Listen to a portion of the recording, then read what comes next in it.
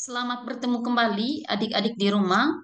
Pada video kali ini saya mau jelas tentang materi paragraf, di mana hal yang paling penting di sini yang kita pelajari adalah unsur pembentuk paragraf, yaitu kalimat utama dan kalimat penjelas. Adapun tujuan utama dari materi ini adalah setelah kalian mendengarkan penjelasan ini, kalian diharapkan bisa membuat atau menyusun paragraf yang baik ya, di mana paragraf tersebut terdiri dari paragraf kalimat utama dan kalimat penjelas.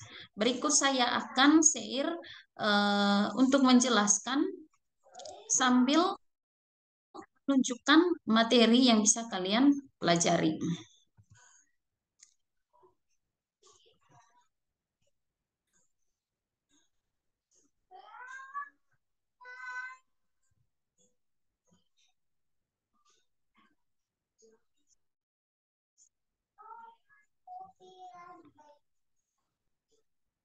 Baik, adik-adik di rumah, eh, ini adalah materi perkuliahan tentang paragraf ya. Kita mulai dari membahas tentang konsep atau pengertian dari paragraf. Nah, di sini paragraf itu merupakan satu kesatuan pikiran yang lebih tinggi atau lebih luas dari kalimat. Artinya begini, paragraf atau disebut juga alinea adik-adik itu tidak sama dengan kalimat ya. Di sini dijelaskan bahwa paragraf atau alinea itu satu kesatuan pikiran yang lebih tinggi atau lebih luas dari kalimat. Jelas ya. Kemudian paragraf merupakan sekelompok kalimat yang saling berhubungan. Nah, di sini jelas paragraf adalah sekelompok kalimat. Artinya di dalam satu paragraf tentunya terdiri dari lebih dari satu kalimat. Kalau saya lihat selama ini dalam tulisan dari adik-adik, sering sekali saya temukan bahwa kalimatnya sangat panjang ya, kalimat yang terdiri dari puluhan kata. Ya. Tetapi adik-adik menganggapnya itu sebagai sebuah paragraf. Nah, setelah dilihat bahwa di situ hanya ada satu kalimat. Hanya karena kalimatnya itu panjang, maka adik-adik sebut itu sebagai sebuah paragraf. Ingat bahwa kalimat itu ditandai dengan diawali huruf kapital dan diakhiri tanda titik. Kemudian dalam sebuah kalimat itu minimal memiliki subjek dan satu predikat, satu subjek dan satu predikat.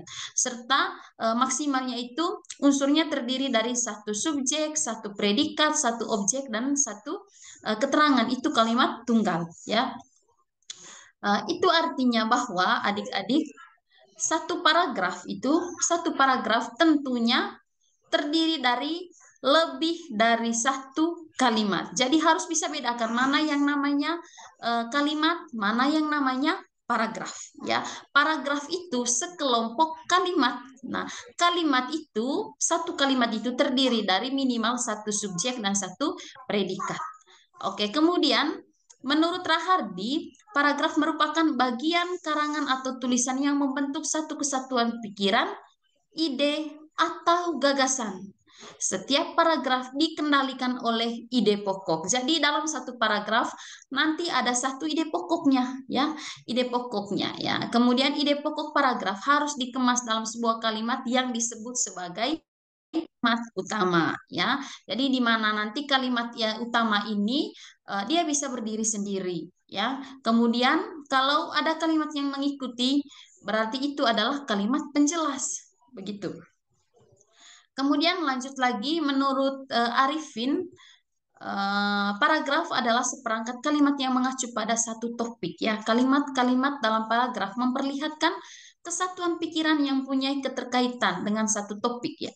Setiap paragraf boleh saja terdiri atas satu kalimat, dua kalimat, tiga kalimat, bahkan lebih dari 5 kalimat, asalkan kalimat tersebut tetap membicarakan satu topik, yaitu tadi topik yang ada di kalimat utama ya. Paham ya? Jadi di sini adik-adik jelas sekali bahwa paragraf dan kalimat itu berbeda, di mana paragraf adalah kumpulan dari kalimat-kalimat yang membicarakan tentang satu topik. Satu topik itu ada di mana ya? Ada di kalimat utama ya. Nah, komponen paragraf. Komponen paragraf itu ada transisi, ada kalimat topik atau kalimat utama, ada kalimat penjelas atau pengembang, ada kalimat penegas ya. Jadi hal utama di sini adalah kalimat topik atau kalimat utama ya. Kalimat topik atau kalimat utama itu kenapa saya sebut itu sebagai hal utama? Karena nanti kehadiran dari kalimat penjelas, kalimat penegas dan transisi itu adalah tergantung dari apa yang dibicarakan pada kalimat utama atau kalimat topik. Kemudian selanjutnya transisi ya, agar tidak panjang durasinya. Transisi mata rantai penghubung antar kalimat dalam paragraf ya, atau antar paragraf dalam satu wacana. Transisi dapat berupa kata atau kelompok kata atau frasa ya. Transisi tidak harus ada dalam setiap paragraf. Jenis transisi dan contohnya. Coba lihat ini. Transisi kelanjutan dan lagi lalu ya, lagi pula, bahkan, tambahan lagi ya. Transisi urutan waktu. Ini apa ya? Transisi itu hampir sama dengan kata penghubung ya, transisi klimaks ya, transisi perbandingan ya, kalian bisa melihatnya di sini. Dan ini nanti tentunya akan sangat dibutuhkan di dalam kalimat dan paragraf ya, agar nanti kalimat itu bisa terhubung satu dengan yang lainnya, karena kehadiran transisi ini adalah sebagai mata rantai penghubung antar kalimat dalam paragraf atau antar paragraf dalam satu wacana. Kemudian di sini juga masih lanjut tentang transisi tadi, transisi kontras ya. Transisi kontras itu atau kata penghubung ya, yang menunjukkan kontras. Itu ada kata tetapi, namun, akan tetapi, namun demikian, walaupun, biarpun dan seterusnya. Kemudian ada transisi jarak di sini, di sana, di situ yang nantinya sangat dibutuhkan dalam membentuk sebuah paragraf. Kemudian transisi ilustrasi ya, umpamanya, misalnya, contohnya, teladannya, gambarannya, konkretnya, kemudian transisi sebab akibat. Karena sebab, oleh karena itu, oleh sebab itu, sebab demikian. Nah, transisi kondisi, jika, jikalau, kalau, andai kata, seandainya. Transisi simpulan, simpulannya, ringkasnya, garis besarnya, rangkumannya. Nah, pemakaiannya itu ada ya, kalian sudah mempelajari tentang penggunaan kata penghubung. Jadi harus dihubungkan dengan materi itu ya, di mana di dalam kata penghubung itu ada kata penghubung antar kalimat, ada kata penghubung intra kalimat. Jadi kalian bisa sesuaikan. Kemudian berikutnya, setelah mempelajari tentang transisi tadi, adik-adik, ini berikutnya adalah kalimat topik. Kalimat topik atau kalimat utama ini adalah penentu dalam membentuk sebuah paragraf, adik-adik. Kenapa saya katakan penentu? Karena apa yang dibicarakan dalam kalimat topik itu itulah yang akan dilanjutkan oleh kalimat penjelas dan kalimat penegas nantinya. Ya, di mana kehadiran dari kalimat penjelas dan kalimat penegas itu untuk melengkapi apa yang dibicarakan pada kalimat topik. Begitu, paham ya? Kalimat topik adalah kalimat yang berisi topik yang dibicarakan pengarang atau penulis. Topik yang dibicarakan pengarang itu biasanya diletakkan sebagai kalimat inti atau kalimat utama dalam satu paragraf. Ya, adapun ciri-ciri kalimat topik adalah sebagai berikut. Ya, yang pertama, mengandung permasalahan yang potensial untuk diperinci dan diuraikan lebih lanjut. Ya, merupakan kalimat lengkap yang dapat berdiri sendiri.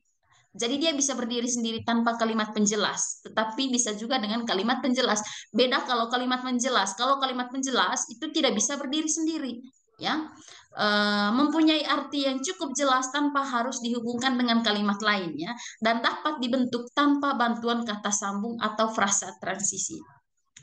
Jadi kalimat topik atau kalimat utama ini adik-adik itu bisa berdiri sendiri ya, karena sudah memiliki makna yang jelas. Sedangkan kalau misalkan kalimat penjelas itu, kalau kalimat penjelas dia tidak bisa berdiri sendiri. Dia tidak bisa berdiri sendiri. Ya, itu sebabnya kalimat utama atau kalimat topik ini pada intinya dia itu merupakan hal yang utama yang dibicarakan dalam satu paragraf, ya. Itu hal inti, hal utama. Itu kehadiran kalimat penjelas itu hanya untuk menambah atau memperinci apa yang dibicarakan oleh kalimat topik. Begitu. Oke, sekarang kita lihat contohnya. Ini adalah contoh dari paragraf. Nah, kalimat pertamanya di sini, sejak ayahnya meninggal 2 tahun lalu, tanggung jawab Miko semakin berat. Nah, ini adalah kalimat topik atau kalimat utama. Nah, dia bisa berdiri sendiri tanpa harus kalimat-kalimat berikutnya ya. Coba lihat ini. Kalimat utamanya, sejak ayahnya meninggal 2 tahun lalu, tanggung jawab Miko semakin berat. Nah, semua biaya hidup keluarga berada di pundaknya. Ini kalimat kedua. Ini merupakan kalimat penjelas. Dia harus menyelesaikan utang piutang orang tuanya yang telah meninggal itu. Selain itu, kelanjutan sekolah adik-adiknya juga harus dipertahankan. Usaha kecil mengelola tambak kecil peninggalan ayahnya harus pula ia laksanakan. Jadi di sini adik-adik, kalimat penjelasnya itu ada berapa ya? Semua biaya hidup sekeluarga berada di pundaknya. Itu kalimat penjelas satu. Kalimat penjelas dua, dia harus menyelesaikan utang piutang yang telah meninggal itu. Kalimat penjelas tiga, selain itu kelanjutan sekolah adik-adiknya juga harus dipertahankan. Kalimat penjelas empat, usaha kecil mengelola tambak kecil peninggalan ayahnya harus pula ia laksanakan. Jadi ada 4 kalimat penjelas di sini. Hanya mau menjelaskan atau memperinci tadi kalimat utama, yaitu sejak ayahnya meninggal 2 tahun lalu, tanggung jawab Miko semakin berat. Ya, semoga kalian paham dengan penjelasan ini. Jadi adik-adik kembali lagi pada ciri kalimat utama tadi, bahwa kalimat utama ini adik-adik dia bisa berdiri sendiri. Sejak ayahnya meninggal 2 tahun lalu, tanggung jawab Miko semakin berat. Walaupun hanya sampai di situ, tanpa kalimat penjelas tadi ini, dia memiliki makna, ya. Dia memiliki makna adik-adik. Nah, beda kalau misalkan sebuah kalimat itu hanya terdiri kalimat penjelas. Kalau itu makanya kalimat penjelas itu adik-adik, dia tidak bisa berdiri sendiri tanpa kalimat utama. Sebaliknya, kalimat utama bisa berdiri sendiri tanpa kalimat penjelas. Begitu. Kemudian berikutnya kita akan dengarkan bahasan tentang kalimat penjelas ya. Kalimat penjelas, bagian besar kalimat yang terdapat dalam satu paragraf termasuk kalimat penjelas atau kalimat pengembang, yaitu beberapa kalimat yang menjelaskan atau mengembangkan lebih lanjut kalimat topik atau kalimat inti. Adapun ciri kalimat penjelas yaitu yang pertama tidak dapat berdiri sendiri ya, seperti yang saya jelaskan tadi bahwa kalimat penjelas itu dia tidak bisa berdiri sendiri karena apa? Ya nanti tidak akan memiliki makna. Karena dia hanya lanjutan dari kalimat utama atau kehadirannya itu hanya mau menjelaskan lebih lanjut tentang apa yang disebutkan atau yang dibahas pada kalimat utama. Arti kalimatnya kadang-kadang tidak jelas jika belum dihubungkan dengan kalimat lain. Pembentukannya sering memerlukan kata sambung dan frasa transisi. Isinya berupa rincian, keterangan, contoh, dan data tambahan lain yang bersifat mendukung kalimat topik atau kalimat utama. Jadi ini jelas bahwa kehadiran dari kalimat penjelas itu hanya berupa rincian, keterangan, contoh, dan data tambahan terkait dengan apa yang dibicarakan pada kalimat topik tadi ya, seperti contoh Miko tadi itu. Jadi semua biaya hidup keluarga berada di pundaknya itu, mulai dari kalimat itu hanya untuk mendukung apa yang disebut pada kalimat utama, di mana yang disebutkan pada kalimat utama tadi adalah sejak ayahnya meninggal 2 tahun lalu, tanggung jawab Miko semakin berat. Begitu. Ini sudah memiliki makna sekali. Begitu. Tetapi dirincikan dalam kalimat penjelas bahwa tanggung jawab semakin berat ini tadi di mana semua biaya hidup keluarga berada di pundaknya, kemudian dia juga harus menyelesaikan utang piutang orang tuanya, kemudian harus melanjutkan sekolah adiknya, dan juga mengelola tambak peninggalan sang ayah. Itu rincian ya, di mana itu disebutkan dalam kalimat penjelas untuk mendukung yang disampaikan pada kalimat utama tentang tanggung jawab Miko yang semakin berat. Oke, semoga kalian memahami ya adik-adik. Nah ini dia contoh penggunaan kalimat penjelas. Sejak ayahnya meninggal 2 tahun lalu, tanggung jawab Miko semakin berat ya. semua biaya hidup keluarga berada di pundaknya, dia harus menyelesaikan utang piutang kedua orang tuanya, kemudian melanjutkan sekolah adiknya, kemudian mengelola usaha kecil peninggalan ayahnya. Awalnya Miko sangat kebingungan dengan situasi hidupnya, sampai pada suatu hari ia berusaha bercerita dengan pamannya untuk mencari solusi. Miko pun dibantu pamannya dalam mengelola tambak kecil agar ia berpenghasilan sehingga dapat mengatasi masalah keuangan keluarganya. Begitu. Jadi kehadiran dari kalimat kedua sampai terakhir di sini rincian atau pendukung kalimat pertama sebagai kalimat. Kemudian saya juga sudah sebutkan tadi tentang kalimat penjelas ya.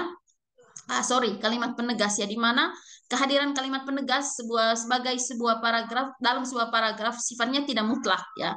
Kalimat penegas apabila penulis merasa memerlukan untuk menegaskan kembali maksud tulisannya. Biasanya kalimat penegas hadir sebagai penanda bentuk paragraf induktif deduktif atau paragraf campuran. Oke, adik-adik, di sini ada contoh kehadiran dari kalimat penegas dalam dalam sebuah paragraf itu ya. Di sini setelah bicara tentang si Miko tadi sejak ayahnya meninggal itu, di sini kalimat penegasnya itu adalah awalnya Miko sangat bingung ya. Sampai pada bahkan ia pun mengikuti les tambahan matematika gitu. Jadi menegaskan kembali gitu. Oke, adik-adik, itu dia poin penting dari materi yang saya sharing ini tadi adalah di mana unsur sebuah paragraf itu ada dua ya, ada kalimat utama dan juga kalimat penjelas. Jadi di mana kehadiran dari kalimat penjelas itu untuk melengkapi atau memperinci apa yang dibicarakan pada kalimat utama begitu. Oke, itu saja hal yang bisa saya sampaikan melalui video ini adik-adik. Jika ada hal yang ingin kalian tanyakan lebih lanjut, tanyakan di kolom komentar secara detail. Terima kasih dan sampai jumpa pada video berikutnya.